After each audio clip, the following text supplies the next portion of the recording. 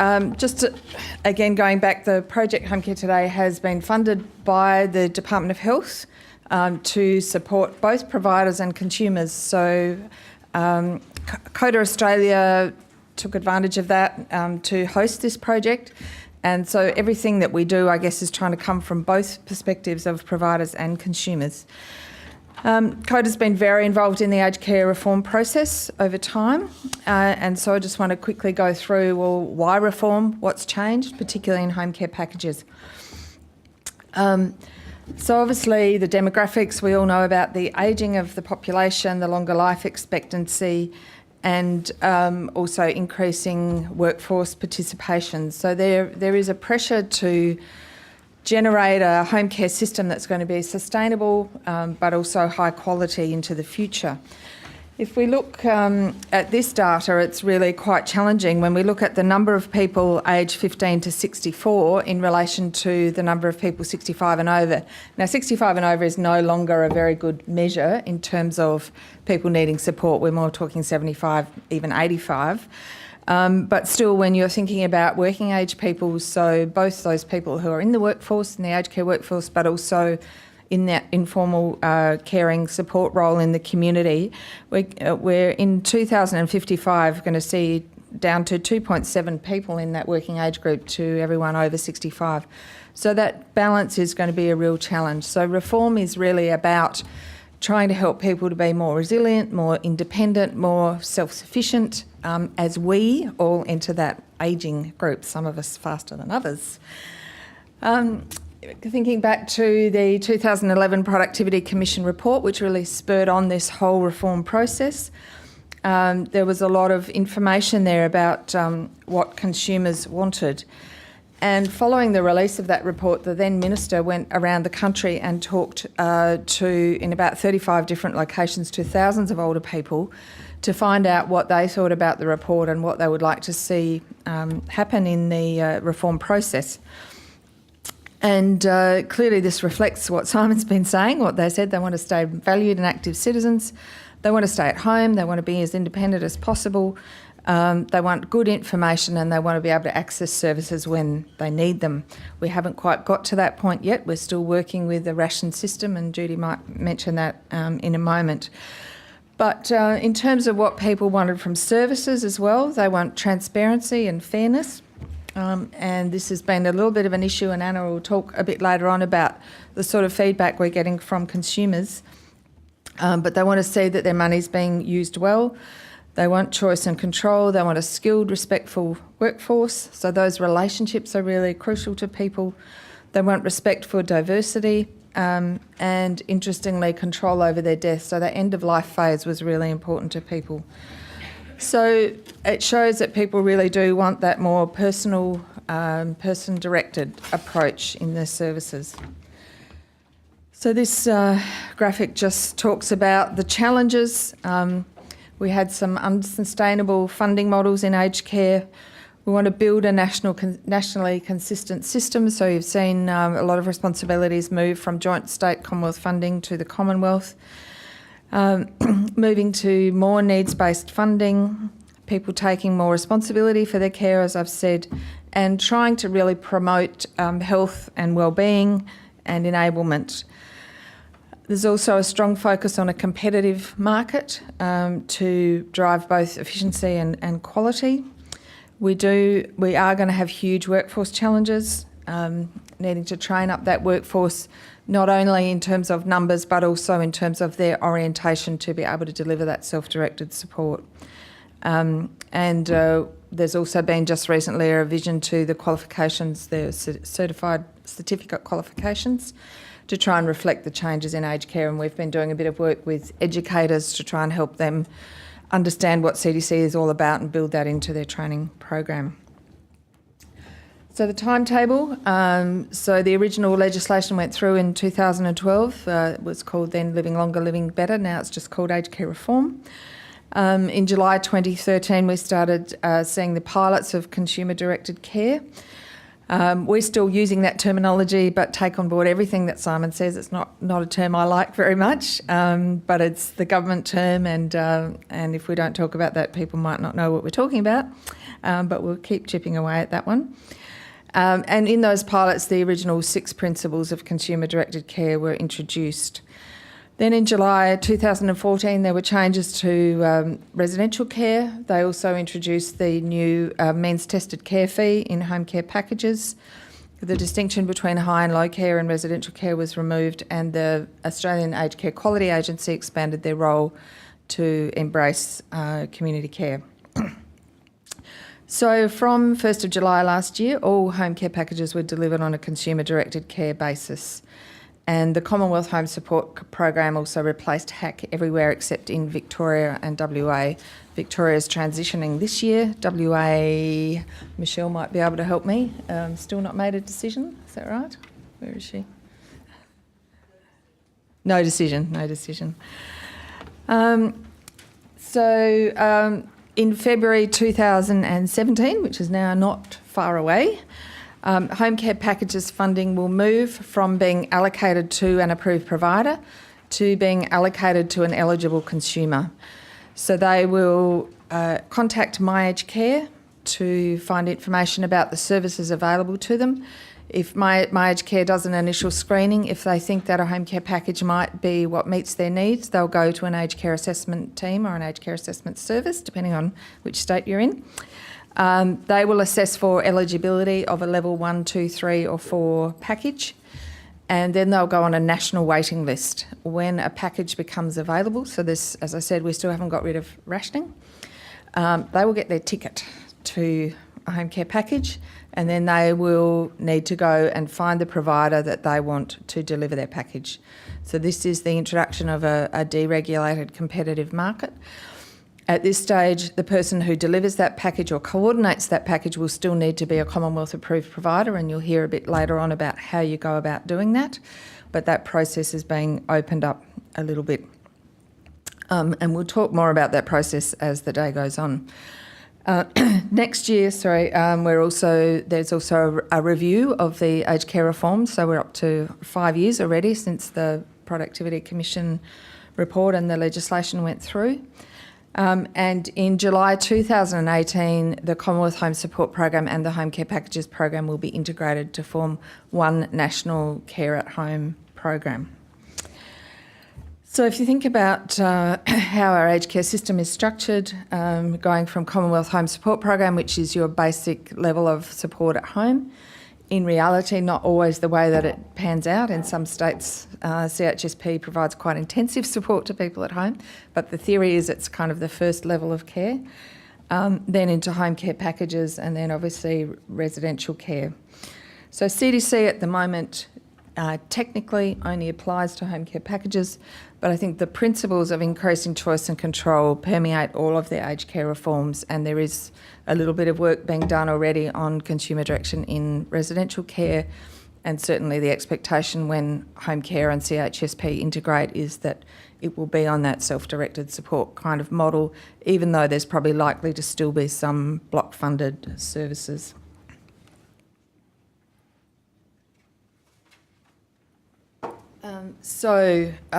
The changes to home care packages are really around these 4 things. Who chooses? So the choice of support shifts from the provider to the consumer. Now, some people have always delivered home care packages in that way, giving people lots of flexibility and choice, but this really enshrines that in the legislation. The consumer directs what supports they want from providers. They have an individualised plan, but they also have the flexibility to change that plan. They decide on how their funding is to be spent, so they've got a transparent budget to allocate, and from February 2017 that budget will go with the consumer, so they'll be able to have portability of that package. At the moment, they can choose to spend the money now or accumulate some funds for a future need, for example, a piece of equipment or a time when they're going to need more support. And people also choose how much responsibility they want to take for their own funding package, and Anna's going to talk through that process a bit later on. So really this is all about being on the consumer's terms. focusing on their strengths and goals and trying to enable them to increase their independence. So again, this is just really a depiction of the aged care system, what it looks like. Home care packages are certainly on the increase. There's a change in the planning ratios, so there will be more home care packages, less residential care. And obviously the biggest number of people, that's sort of somewhere around 900,000 people across Australia, receive the Commonwealth Home Support Program. So just quickly, the 6 principles of CDC: consumer choice and flexibility, acknowledging, I think Simon's covered this very well, acknowledging people have managed their lives for a long time. Like all of us, they've made good and bad choices, but it's actually their right to make those sort of choices. And it's the role of providers to support them in the way that they want to be supported. Obviously, acknowledging people's rights to have individualised support as a citizen, that respectful and balanced partnership, supporting consumers to make informed choices. So there's a really important role for providers to help people have the information they need to make those choices. Participation, supporting community participation, again, encompassing all of those informal supports that Simon talked about. Wellness and reablement, focus on what people can do and how they can be more independent and how we can support them to be more independent. And transparency, as I've said, of the budget.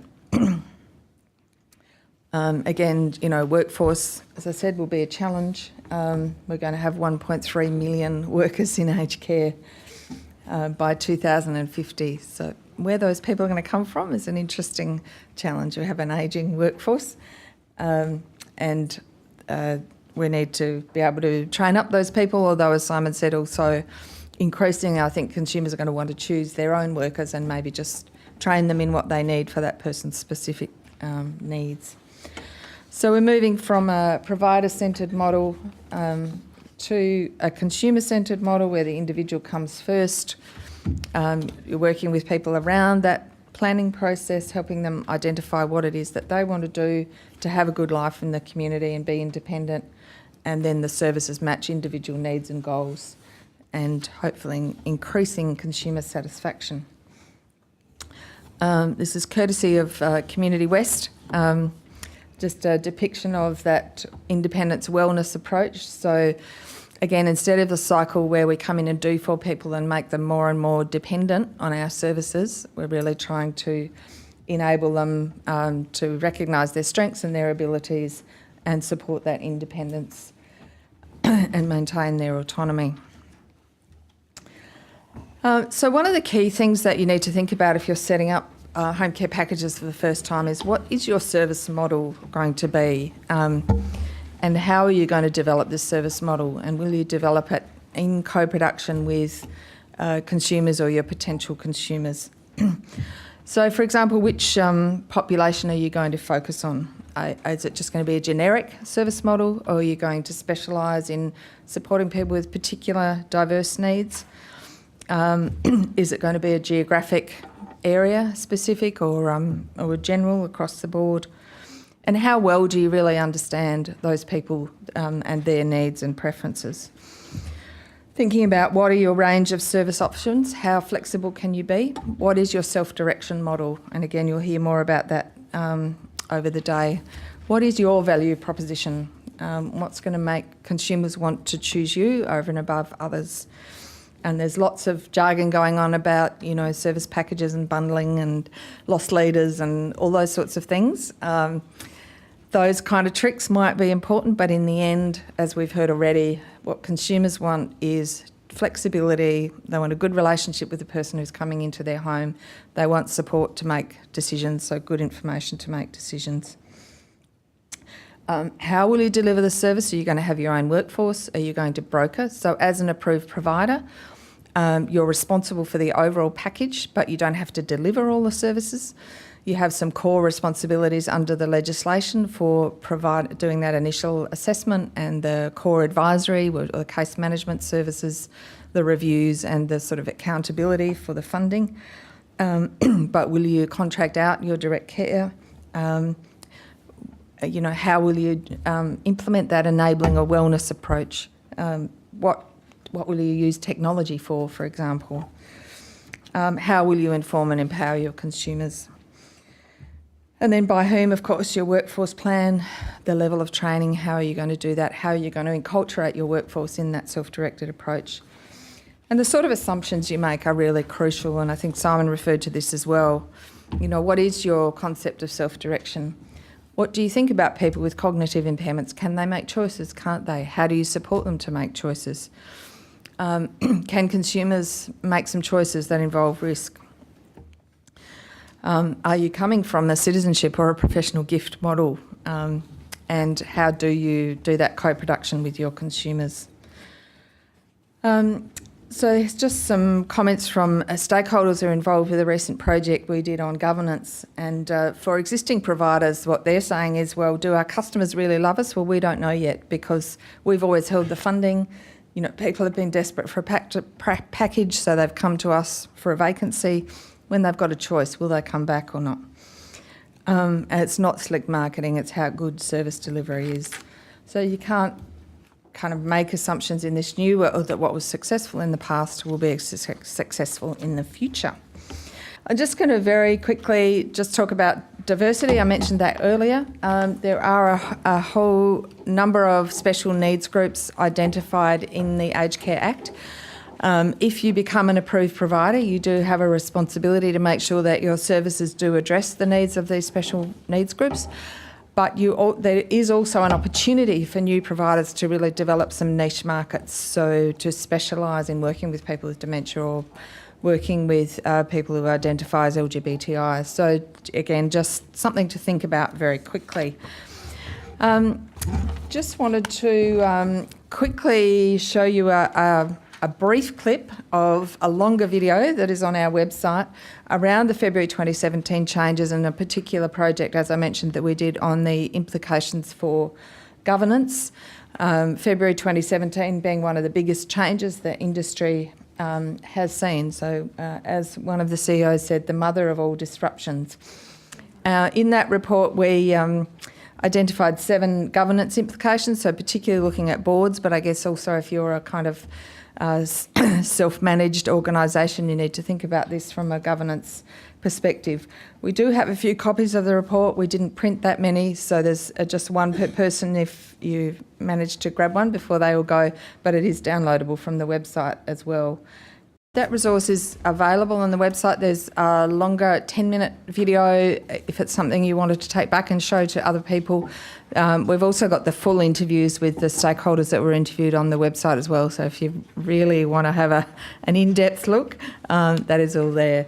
So just looking at our resources, and I think, Jonathan, you're going to go into that later on in the day of what's available on our website.